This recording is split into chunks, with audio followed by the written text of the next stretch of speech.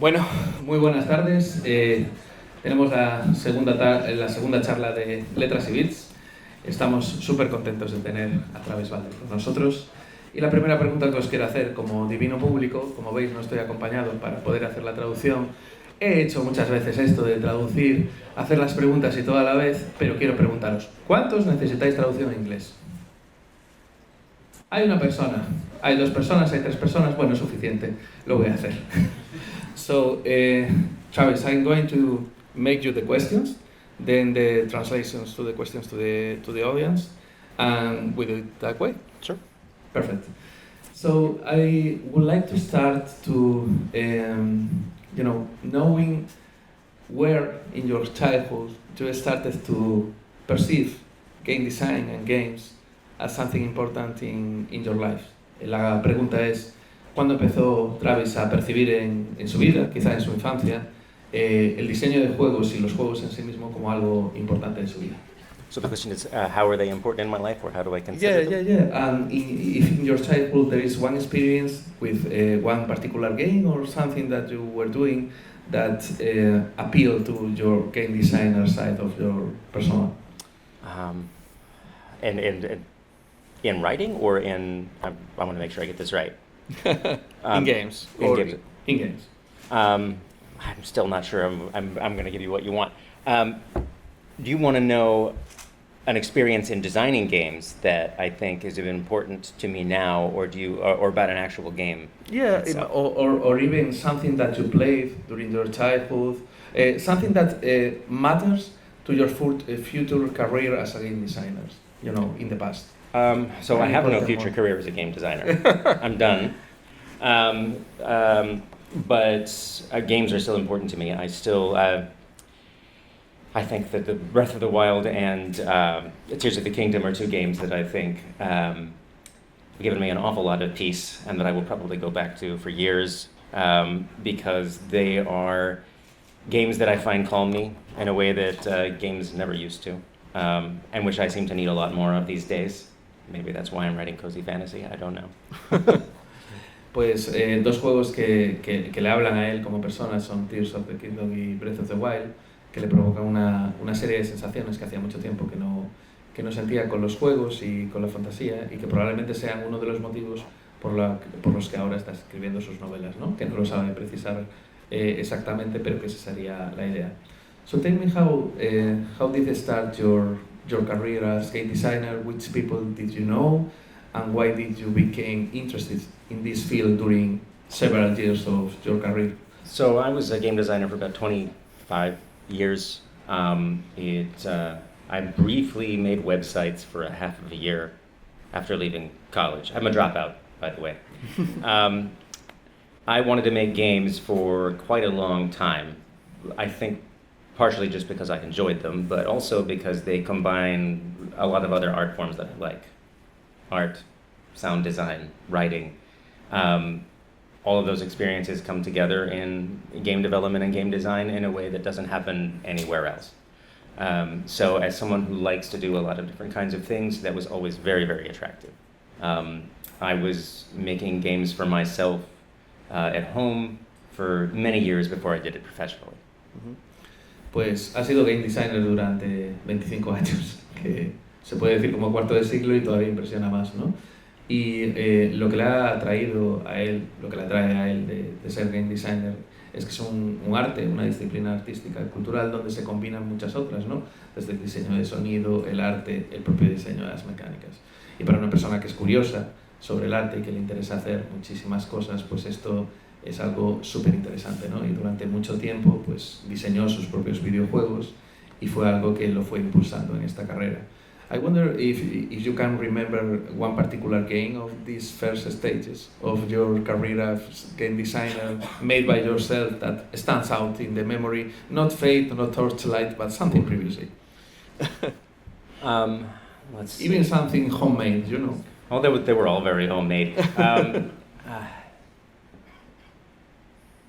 I made a breakout game. It was very much like Arkanoid, that really came together well. It's not an amazing game by any stretch of the imagination, but it felt like I did all of the things that I wanted to do and people just enjoyed it for what it was. I would probably say that. Mm-hmm. How it was played, for having more details? If you're not familiar with Arkanoid, it's basically a breakout style game, but it incorporates power-ups and monsters and boss levels, and is generally a lot more dynamic and interesting than Breakout.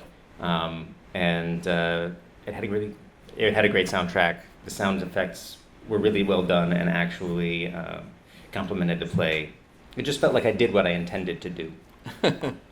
Breakdown es un juego que bebe de Arkanoid y que fue uno de los juegos que es de los primeros que se le viene a la memoria de los que él hizo, ¿no? Y comenta varias cosas de Game Feel, que es algo que nos comentó en Santurar Charla que le interesa mucho, relacionado con cómo se sienten las batallas, cómo se sienten los efectos de sonido, cómo se sienten los efectos visuales, que le parece que consiguió plasmar lo que buscaba en ese juego y que por eso es uno de los juegos que se le vienen a la memoria.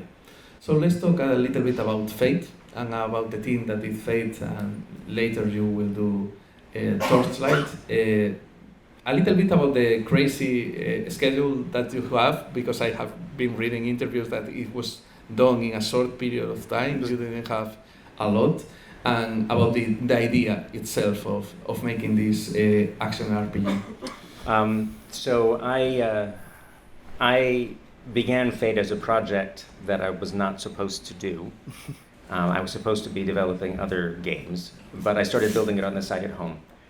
Fate is very much a Diablo-style game, but it also includes elements of classic games like NetHack and Rogue. It includes pets, which can carry your things around for you, which is also kind of a classic element of like NetHack. When they found out that I was making the game anyway, they said that they would like it to be done in 3 weeks. And I think it took me 6, maybe 7. It was a very short period of time. And it was easily the most successful game that they ever allowed to be released from that company. I had a great time making it. I was really the only person full-time working on it. I was the only engineer, I was the designer. I did some of the art, some of the sound, a little bit of the music, and the rest of the work was done by people that I contracted or got a few hours of their time. Amazing. Fate, que fue uno de los primeros juegos hechos por Travis que llamaron mucho la atención, pues era un juego que se suponía que no tenía que hacer, no tenía que estar haciendo, él tenía que estar haciendo otros juegos, pero inició este proyecto pues de una manera personal. Era un juego estilo Diablo, pues os lo podéis imaginar, un action RPG en el que mueves a tu personaje en una perspectiva isométrica, que tenía mascotas, que eran otros elementos que cogía de otros juegos como Rogue y NetHack, y que él, bueno, estaba haciendo como un side project, ¿no? Entonces gustó mucho en la empresa en la que estaba y le pidieron que lo hiciera, pero en 3 semanas, él solo. Entonces le llevó 6 semanas hacerlo y básicamente lo hizo todo. Hizo la programación, hizo el diseño, el código, la narrativa que Fate la tiene, y contrató a algunas personas puntualmente para que le hicieran algunos aspectos del juego, pero se lo comió entero él. I was wondering if during that process of 6 weeks you came about the procedurality of some of the things in Fate to accelerate the game development process. The procedural nature of the game is kind of the only reason it was able to be made that fast, because no levels had to be designed. I just had to build the rule set, and if I could get the rule set working, then that could sustain the game for all whatever the rounding error of levels would be. I don't think I ever made a game that procedural again, but the real problem with that is that when things go wrong, they go very, very, very wrong. Efectivamente era un juego procedural, no podría haberlo hecho de ninguna otra manera si no hubiera sido procedural. Esas reglas que estableció le permitieron tener que saltarse una de las partes, los que hagáis videojuegos lo sabréis, más costosas del game design, que es el level design, de las partes que más iteración llevan, que más tienes que repetir. Entonces, con ese set de reglas, esa parte se la podía saltar. El problema de los juegos procedurales, que nunca he hecho otro juego con tanta proceduralidad, es que cuando las cosas salen mal, salen muy, muy mal. an example, please, of something going very wrong in procedural game. I think I was at E3 right after having released it, and it was just in the side of the booth that the company I was working for was at, and someone gave me a call and said that on some percentage of playthroughs, there were no stairs on random floors, so you simply couldn't go any further downward. So I was on the show floor with a laptop trying to figure out what was possibly going wrong, and then a way to fix it that wouldn't reset all of your levels. Because when it's procedural, if you change anything about the rules, it changes everything. So if someone's already playing, it can change the game that already exists for them.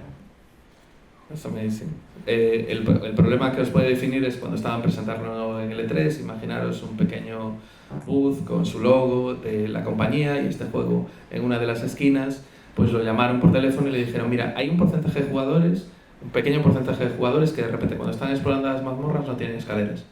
No tienen escaleras, no pueden ir a ninguna parte.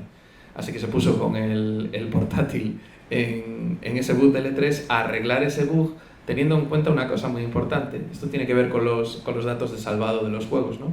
Normalmente cuando tú estás en un punto de un dato de salvado, todas las variables de ese juego tienen un estado en concreto. Claro, eso depende de la partida que hayas seguido. Entonces tenía que arreglar el bug, pero no podía romperle los datos de salvado a toda la gente que ya habían jugado con el bug. Así que imagino que muy estresante. Pretty stressful. I imagine. Very stressful. Very stressful.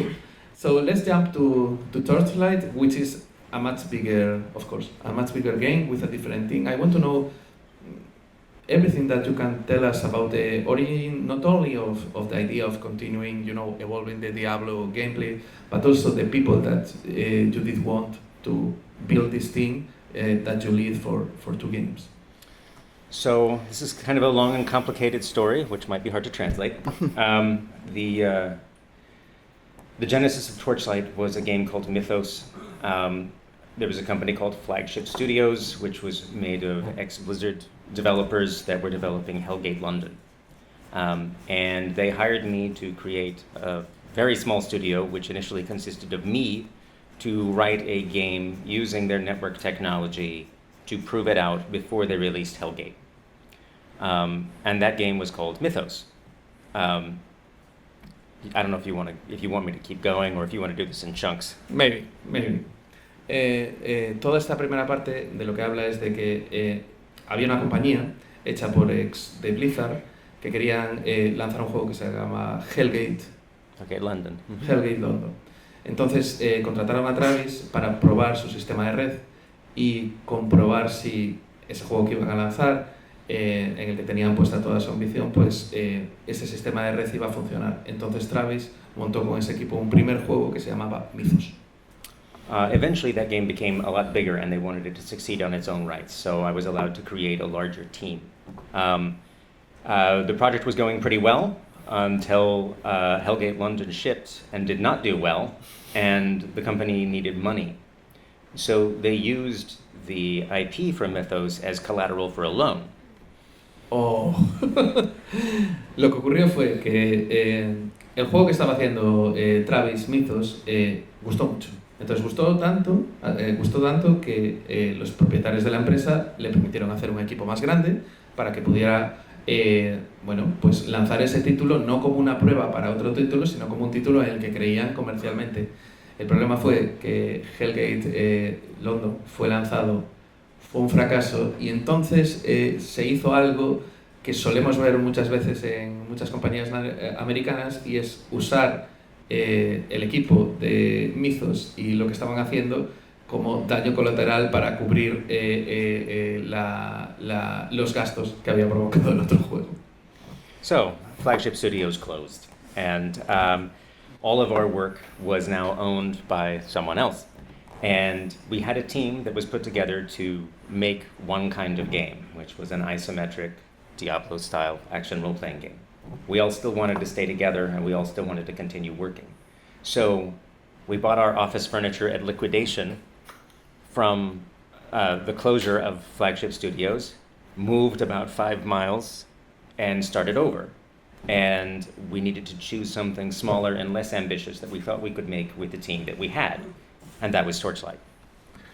Imaginaos, esta historia me suena muy familiar porque sé que pasa lo mismo con Rebel Act Studios en España y con otras compañías. Imaginaos que acaban de cerrar el estudio, esta gente se conoce entre sí, saben que pueden hacer un juego y se encuentran con que todo el trabajo que habían hecho es propiedad ahora de otras personas, ese trabajo no lo pueden recuperar, pero su talento es suyo. Entonces deciden coger los muebles en una venta de segunda mano, los más baratos que podían, mudarse a 5 millas de donde estaba Flagship Studios y empezar un nuevo juego que tenía como base el ser un RPG isométrico como Diablo, que se llamaría Torchlight y que tenía un scope más pequeño. So tell us about the squeezing of the scope to fit this new size of team. Well, our team size was the same size. We had about 11 people. That was what we had left over.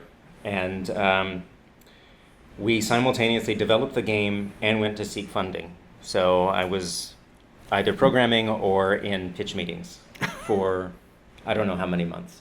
The game was developed over 11 months. And the reason it was developed over 11 months was because that was how much money we got from our term sheet for a deal before we would have had to go back and give up more of our company in order to get more money. So we did it in 11 months, and we chose what we could accomplish in 11 months and released it on Steam just as our bank account went empty. Bueno, imaginaros cómo era la situación. La situación era que Travis tenía que hacer dos cosas. Al mismo tiempo tenía que programar y diseñar el juego y estar en todas estas reuniones de pitches para conseguir el dinero. Conseguir el dinero suficiente para 11 meses. 11 meses era todo lo que tenían. Imaginároslo pues corriendo en la cuenta del banco. Es decir, tienes dinero para 11 meses, lo tienes que lanzar en Steam en 11 meses. Así que lo hicieron, ajustaron el scope para esos 11 meses y justo cuando lanzaron el juego, pasado ese periodo de tiempo, es cuando se quedaron sin dinero en el banco. How do you make a stress-proof wall through the team to... Stress-proof? No, that did not happen. How did when you're running a studio, you do your best to insulate people from the stress that's going on.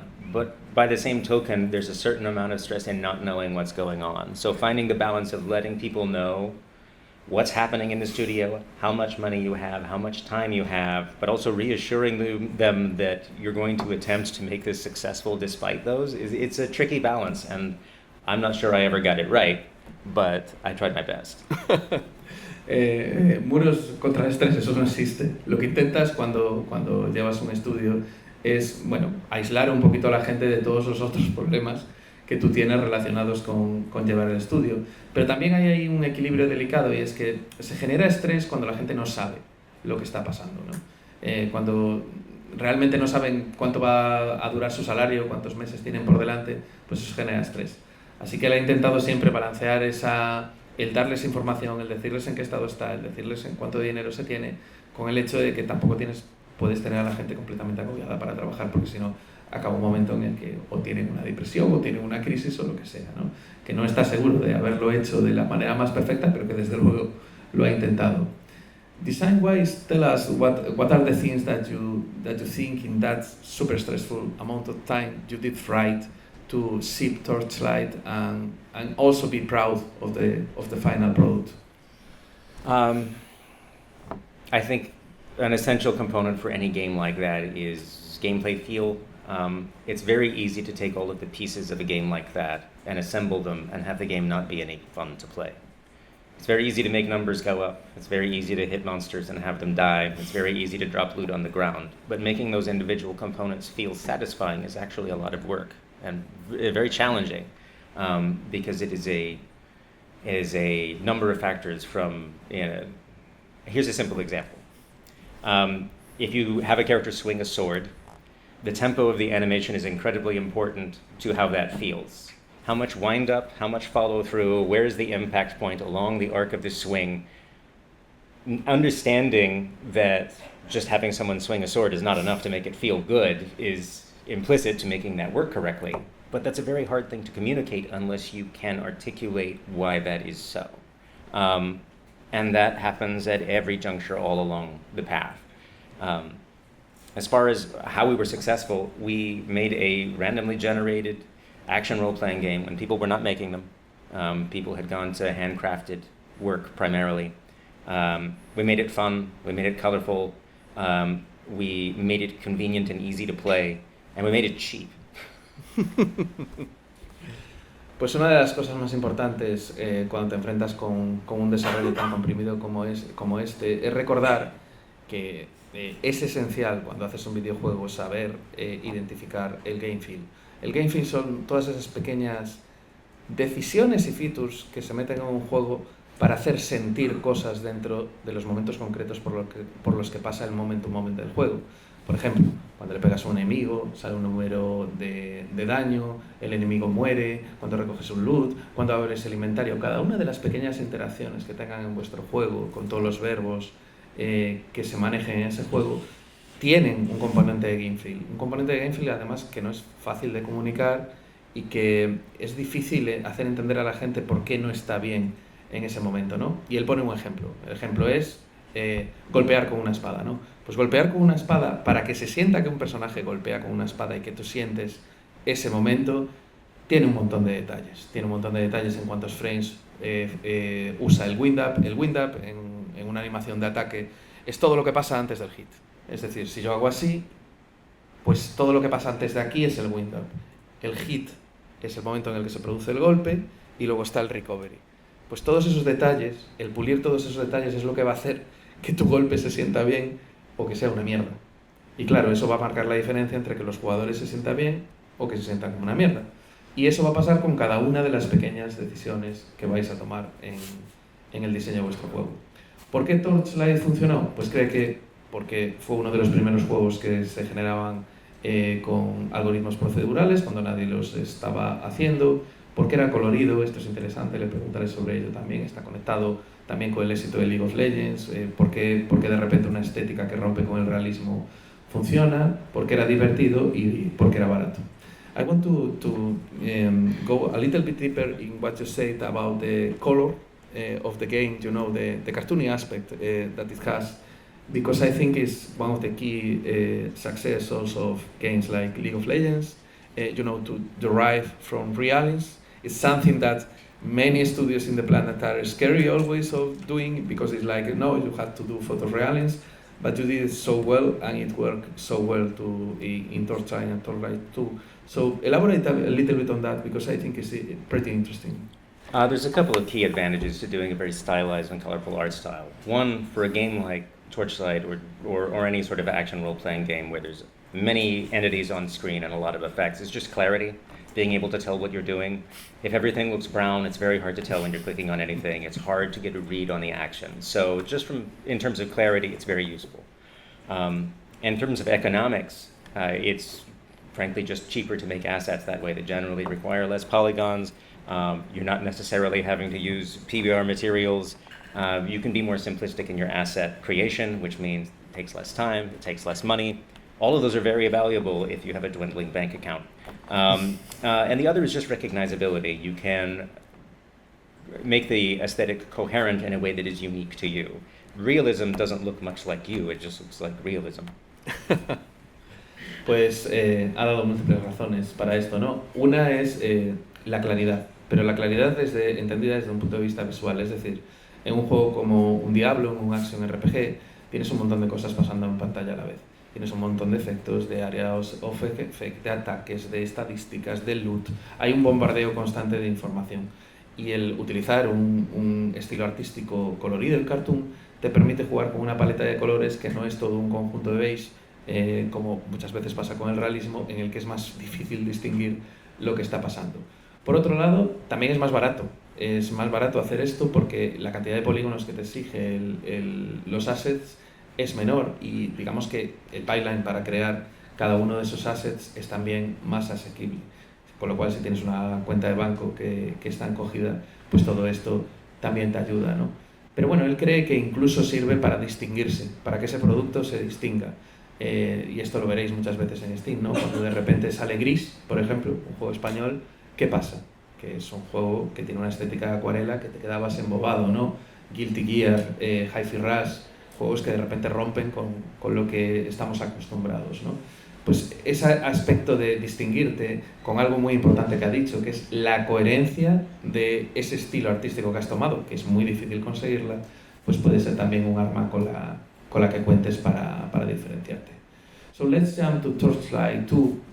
Give us a tour of what things happen after success and what what things did you think, well, now maybe we can do this and we can do it in another way. So initially, Torchlight 2 was supposed to be an MMO. One of the things that we did when we created Torchlight to make it possible was that we didn't do multiplayer at all, because it's a very time-consuming feature to include. But we were supposed to make an MMO, a free-to-play MMO, and I said we wouldn't, because I didn't think that we could do it. With the assets and time that we had, I thought it would kill us as a studio. So the compromise was that we would create a multiplayer game, and we would make it fully modifiable. So we would include our mod kit with the release of the game. But everything had to be bigger and better. So in terms of game progression, it was the Diablo to Torchlight. It took, I think it took 3 years to make, I think. Our team size nearly tripled. I think we got up to 30, 31, 32, which is still very small.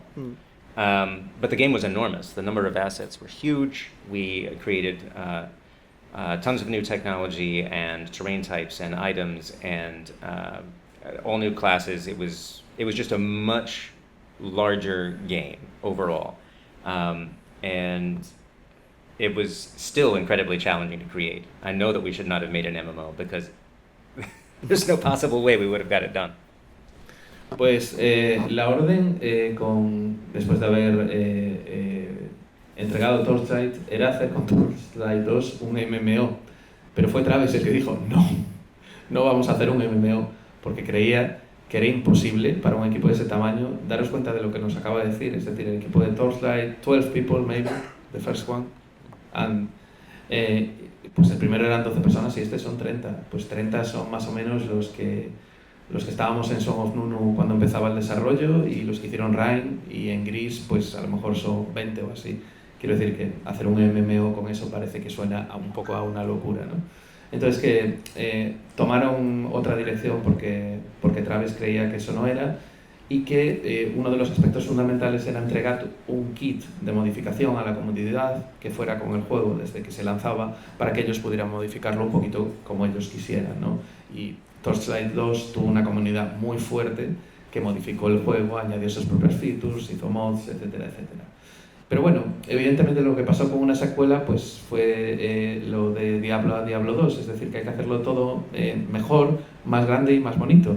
Y eso significó que el tiempo de desarrollo, antes recordar que nos dijo que fueron 11 meses, pues se triplicó, el equipo se triplicó, se fue a 3 años y pico, y evidentemente pues se hizo un juego mucho más grande. Are there any particular features or aspects that you are especially proud of Torchlight 2? I'm very proud of the way that we handled networking. I think we did something very unique that I don't know if anyone else has done. Torchlight 2 does not include a centralized server. Everything is peer-to-peer, which means it's just the people who are playing their computers talking to one another. And historically for these games, it tends to be very laggy. They're very fast games, actions are very immediate, and lag can build up with a server-based model in a way that is detrimental to the gameplay. Torchlight 2, because it was modifiable, had to be peer-to-peer, so that you could all be playing the same mod at the same time without a central authority.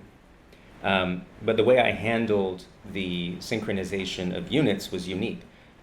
Whichever player was closest to a creature or entity was the one who controlled it, and would let the other peers who were connected know, which means that if you hit a monster, it always reacted immediately because you owned it. So all of the characters and entities in the game were constantly being handed off to other players for local ownership of their authority, which meant that the game always felt nice when you were performing any immediate actions. It's super cool because Dario Hall, which is one of the main programming engineers in Mercury Steam, which is the company I work, they did the same some years later with Space Force. Oh, good. They did exactly the same solution to have fast gameplay. So this is very cool. Validated. Vale, this is very cool. Es una explicación un poco técnica, pero voy a intentar explicaroslo. Normalmente cuando tenéis un juego light tenéis un servidor centralizado.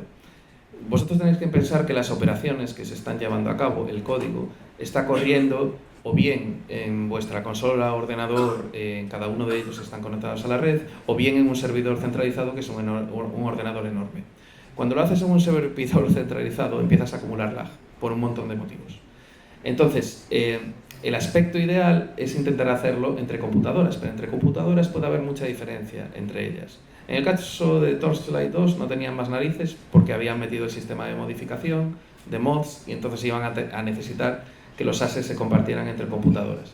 Pero la innovación que introdujo Travis, y que yo os puedo contar, por ejemplo, que en Mercury se hizo algo muy parecido para Space Loss, fue que los assets se cargaban, es decir, los enemigos, toda la inteligencia artificial que esté sucediendo en ese momento, incluso el terreno, en función de la proximidad de los jugadores a esos assets. Es decir, que si yo estoy más cerca, si esto es un enemigo y yo le voy a pegar, yo estoy cargando, no lo está cargando Travis. Y claro, eso daba una reactividad al gameplay tremenda, que en un juego de este género pues es una cosa muy importante a conseguir, ¿no? It's super cool that you did that. I will tell Dario. So, after that, you did Rebel Galaxy or you Rebel Galaxy? Well, there was about a year where we began production on the game that would come after Torchlight 2, which was called Hob, and I left during that time. Handed them the keys to the company and said I would like to work small again. So Rebel Galaxy was the next game I did, which was another 11-month game. Bueno, la explicación es que digamos que se estaba haciendo otro juego ya en la compañía. The company is called Runic Games, they were. Runic Games.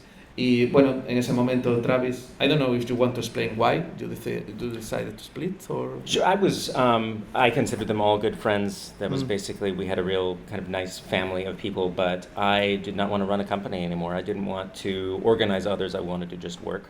And it was nice to be able to hand off a company with a positive, to be able to feel good about leaving. The company was doing well, they had good income, they had a project, and it was a good time to step away. So it was nice to do it and feel okay about it. Bueno, pues la explicación de por qué se fue nos la acaba de dar. Son muy buenos amigos, era un equipo en el que creía y al que quería, pero se sentía que en ese momento pues le apetecía menos estar gestionando gente que hacer cosas. Y esto es una cosa que pasa muy a menudo y le pasa a toda la gente que funda empresas, que son de perfil creativo, que de repente se ven un poco atrapadas en la burocracia de tener que gestionar la empresa. Entonces creyó que era un muy buen momento, porque Torchlight 2 había salido muy bien, para decir adiós, para entregar las llaves y para lanzarse a otro desarrollo loco de 11 meses, que sería Rebel Galaxy. So tell us about that 11 months of Rebel Galaxy. I had a little office by myself in a co-working building. When I left the company, I left with Eric Schaefer, who was the lead designer for Diablo 2, and he was my business partner. So it was just the two of us. I was the only engineer and handled all of the art and music and sound. And he did random mission design and game balance. And it was actually really enjoyable. It was a fun project to make. It was fun to do something different. Rebel Galaxy is very broadside naval combat in space, but with elements of like classic games like Elite, and a very space trucker Firefly aesthetic. But it was actually really enjoyable to make. Bueno, pues en esos 11 meses, nada menos que Travis, con toda la experiencia que tenía como programador, pero también como artista, como diseñador de sonido y el diseñador, el lead designer de Diablo 2, se juntan en un coworking y dicen que durante 11 meses se van a hacer un juego de Space Opera que se llama Rebel Galaxy, que tenía mucho que ver con el lead y que desarrollaron entre los dos juntos, pues repartiéndose un poco tareas, Travis encargándose de lo que es arte, sonido, toda la parte de programación. Y which was the name of your lead designer of Diablo 2? Eric Schaefer. Eric Schaefer se encargó de la parte del randomizador de misiones y un poco del diseño, ¿no? Y entonces entre ellos dos hicieron ese proyecto que se sintió pues como algo más pequeñito, que era justo lo que buscaba y fue muy agradable de hacer. So what happens next with you and games and game industry? Because now you have reinvented yourself as a novelist of great success, also doing something pretty original in the field of fantasy. How did you feel, and what reasons do you think that are linked to game industry, if there is some, to make that split? That to make change? the split. Yeah. So the last game I made was called Rebel Galaxy Outlaw. It's the game I'm most proud of. We did an agreement with Epic for the Epic Games Store. So we were one of the launch titles for the Epic Games Store.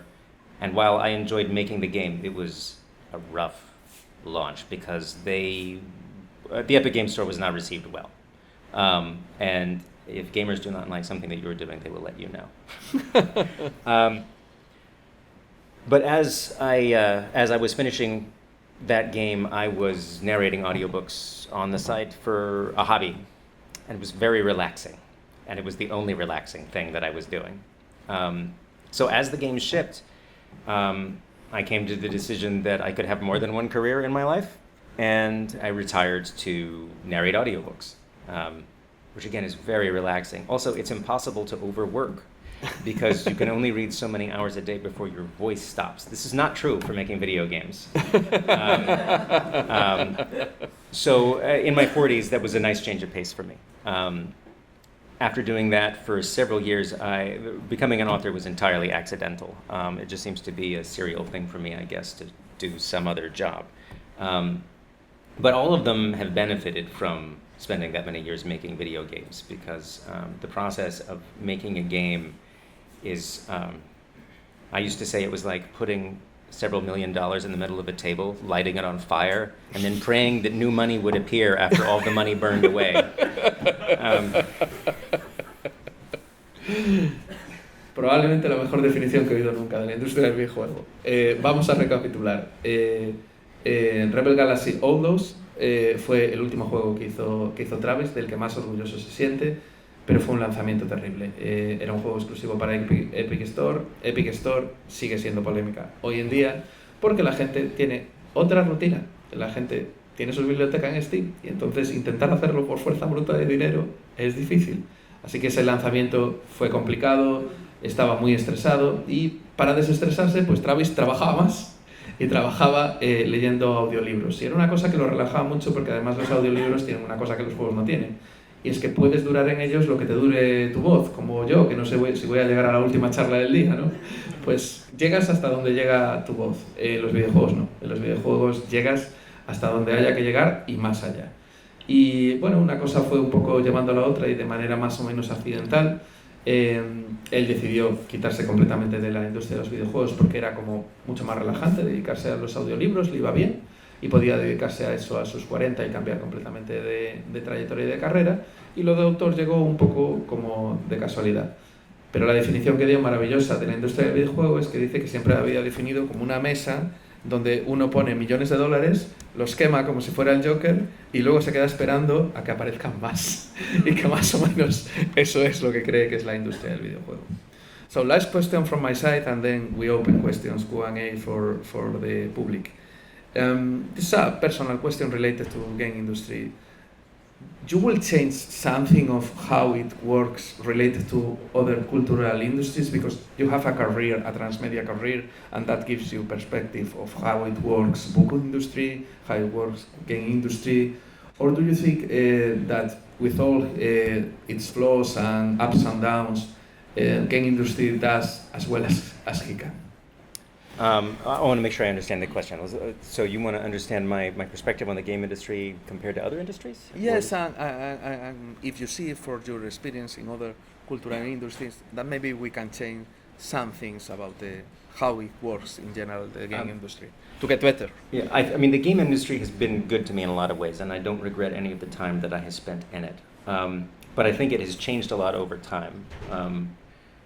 Decades ago, games were more of an enthusiast industry, where it felt kind of like everybody was on the same team.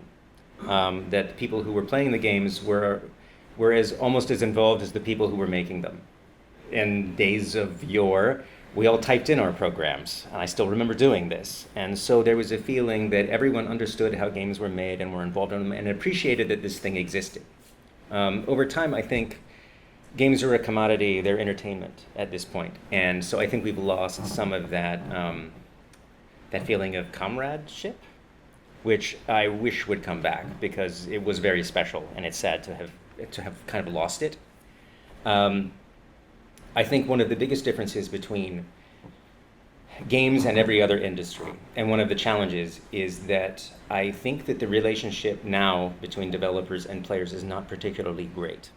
And I think some of this is because games are about the player only. It's about your experience.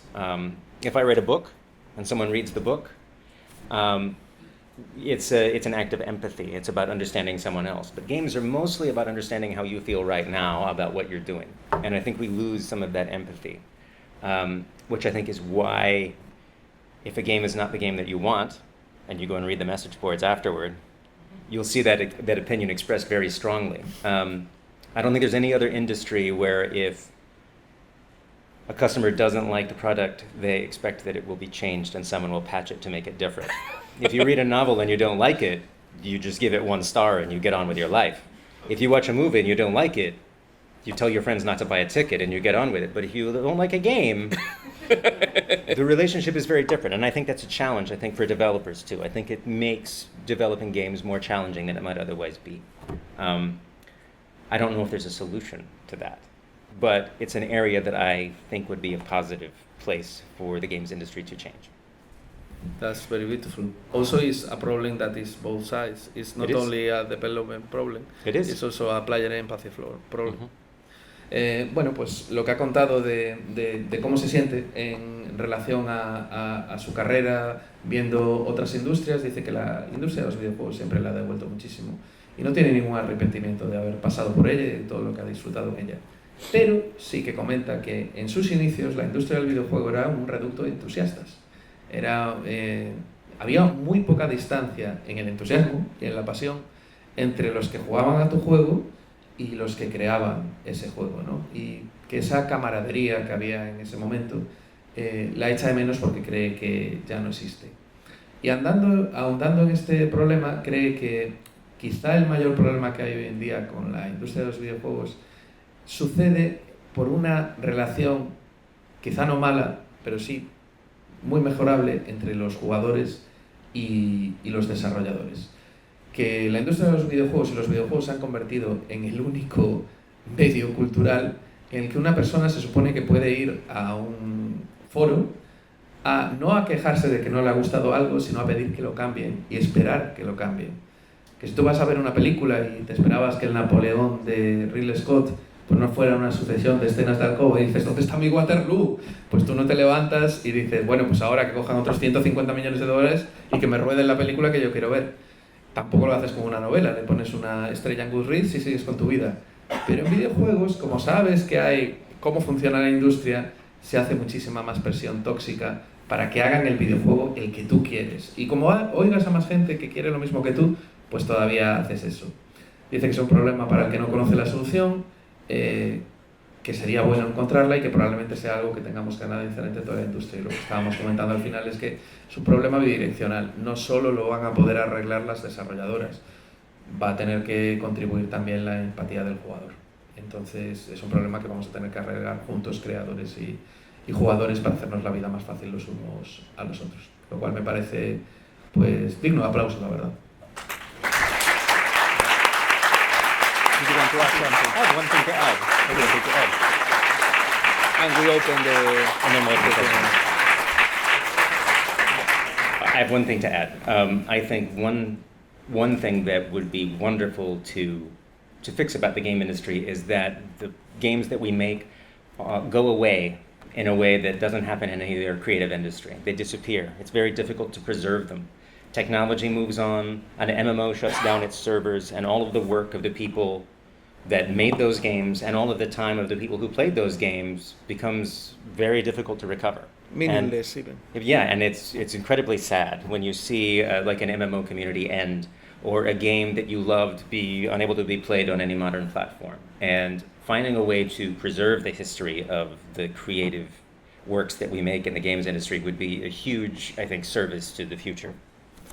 Por añadir a todo esto que hemos comentado, él cree que otro de los asuntos fundamentales es el de la preservación, que muchos de los que seáis pues, amantes de los videojuegos sabéis que es un tema muy, muy candente y al que ha contribuido, por ejemplo, Steam, porque nos ha dado por fin esa ilusión de que podremos preservar todas las cosas que nos gustan en el futuro, ¿no? Que tiene que haber alguna manera de preservar ese trabajo, porque estamos hablando de obras culturales que no resisten el paso del tiempo, que de repente desaparece la comunidad de un MMO y eso se desvanece por completo, tanto las experiencias inolvidables que vivieron esos jugadores como el trabajo de la gente que lo creó, que es como decirle, yo que sé, como decirle a Shakespeare, no, mira, tu obra va a durar 150 años porque en 150 años se autodestruye. Oye, no sé, yo ya no estaré vivo, pero me gustaría que lo que creé siguiera todo el tiempo que fuera posible, ¿no? Entonces cree que eso podría ser otra de las cosas maravillosas que podríamos tratar para que la industria pues, fuera mejor y que se preservaran las obras en el futuro, con lo que estoy completamente de acuerdo. Y ahora vamos a abrir el turno de preguntas. Yo creo que 2 o 3 preguntas nos darán, seguro que tenéis muchas, pero cuando queráis.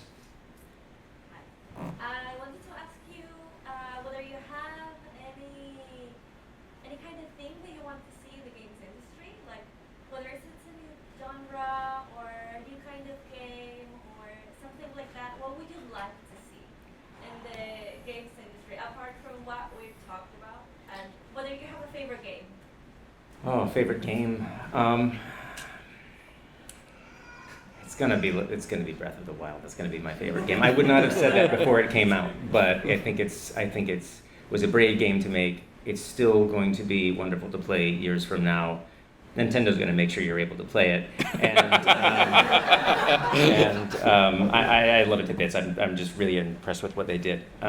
Mostly, I feel like games in general are very good now. We know how to make good games, and it really gets down to making unique games, to having, it's all about making things that we haven't seen before. And I think that the more people get access to the technology to make games, that the more perspectives that are being expressed through games, the more interesting games that we will have. So it's more about just getting more and more people in the door to make games than anything else to me. Bueno, pues la respuesta a la pregunta de qué otras cosas que no hemos comentado le gustaría que cambiaran de la industria y cuál es su juego favorito, a cuál es su juego favorito, lo tiene muy claro, aunque lo tuvo claro una vez salió de su boca, es el Breath of the Wild. Cree que es un juego maravilloso, cree que es una experiencia como no ha vivido otra, está seguro de que Nintendo se asegurará de que la podáis disfrutar, pues vosotros, los hijos, los nietos y todo el mundo se asegurarán de ello. Pero que le parece una experiencia pues como muy pocas veces se han hecho, ¿no?, en nuestros videojuegos. Y cree que ahora lo grande de la industria del videojuego es que ya es posible hacer bien los juegos. Antes era muy difícil, lo hacía muy poca gente, pero ahora ya se pueden hacer bien. Entonces que la única clave para esta nueva era en la que lo que tienen que llegar son nuevas cosas que nos sorprendan, la novedad, es meter a más gente. Cuanta más gente estemos haciendo juegos, cuantas más perspectivas entren en el bolo de los videojuegos, pues más obras únicas saldrán, al menos desde su punto de vista. What do you think is the most important thing when you are creating the first draft of the game, of the narrative of the game? And do you have recommendations of how to start to doing it? So in narrative, you're talking about story and dialogue. I've only done 2 games that had a real narrative with dialogue choice and story evolution over the course of the game. But in both of those cases, I did it last. It was always about the game first. One of the challenges, I think, with making a narrative-driven game is that you can only allow so much choice. And it's very easy to hem yourself in so that you can't do the right things for the game in order to serve the narrative. So making sure that the game works first, I think, is key. But this really depends on the kind of game you're making. If you're making an adventure game, or if you're making, a purely narrative game, that's not the case. I think for any story, if you just want to talk about writing a story, making sure that you have an engine for the story that you understand that gets you to the other end is important. Something that's relatable, that other people will be able to see and understand and recognize in themselves. But I think that's just a component of any good story. There's just so much latitude. It's like, what kind of game might it be? I'll just say a rule. I'll say two rules that I have learned in storytelling, which I think would apply to games. One is that a simple idea is okay. It doesn't have to be the most complicated thing ever. It's really easy to overcomplicate your story, and something simple can be very good. So don't worry too much. None of your ideas will sound good halfway through. So the second is that if you're trying to write a story that resonates with other people, looking for something in your own life that was a point of decision, where you struggled with what you were going to do. I'm going to go this way or this way. And you made a choice. What would the other choice have led to? If you can take a time like that and find a way to transplant it into a character, I find it very helpful to have that propel my story and make it function. Bueno, pues resumiendo lo más rápido posible para que podamos tener tiempo para una pregunta más.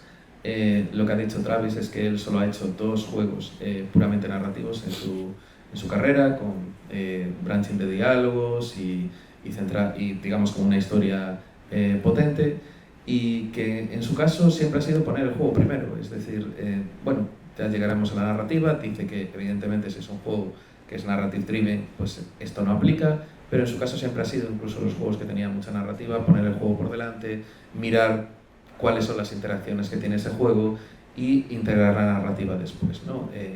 De la manera concreta, porque esta pregunta tenía, claro, mucha latitud del tipo de juego que puedes estar haciendo, pues de la manera concreta que toque, ¿no? Pero dice que si estamos hablando de creación de historias, entonces sí que tiene 2 consejos muy interesantes que dar, ¿no? Uno es no rechazar las ideas sencillas o simples, que puede parecer que tienes que tener siempre. Esto es una cosa que se decía también en el taller de rol en el que yo estuve con mi hijo. No intentéis ser brillante todo el rato, porque os cansa a vosotros y cansa a los demás. Entonces, una idea simple se puede ejecutar de una manera maravillosa y ser estupenda para el lector. Entonces, no descartéis las ideas simples porque parece que no es suficiente, porque todos os van a parecer malas cuando lleguéis a la mitad del camino, ¿no? Y la otra es el encontrar algo en vuestra vida, y esto es muy importante. Yo esto lo decía mucho en las escuelas de literatura. No puede ser todo referencias a otras obras, a otra cultura que estéis consumiendo o a lo que os guste, sino que tiene que haber cosas en vuestra biografía que han sido relevantes para vosotros, que os han hecho enfrentaros con dilemas de qué haría en esta situación, iría para este lado, iría para el otro, y que si conseguís meter esos dilemas, que no tienen que ser exactamente el que vivisteis vosotros, pero basaros en ello para encontrarlos dentro de un personaje, pues eso suele despertar la empatía del lector y suele funcionar muy bien, y a través, desde luego, le funciona muy bien en sus historias. Última pregunta. Allí para que vayamos al fondo. Sí.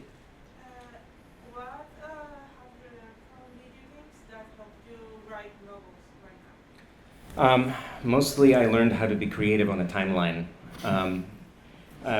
Writing video games is an exercise in solving a problem that you have never solved before, guessing how much time that's going to take, and trying to make sure everyone still has a job by the time you finish doing it, which is a specific kind of pressure situation to be creative.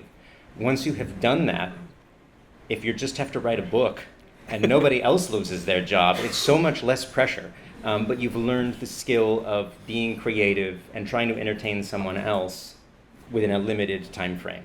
This is incredibly useful. For me personally, I don't know that this applies to everyone. I was an engineer, and so I think like an engineer, which means that I can't stand it if there's any bugs, and the build always has to work at the end of the day. So when I'm writing, I write in a structured way.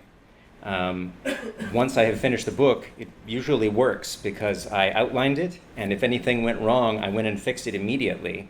I find that really great. I know a lot of writers who just write their book, and then they have to go edit it, and they hate it because it's a giant mess. Mine is not a giant mess, so I like editing, because I have this background as an engineer that lets me structure it in a way that works for me. But that's clearly not going to be for everyone.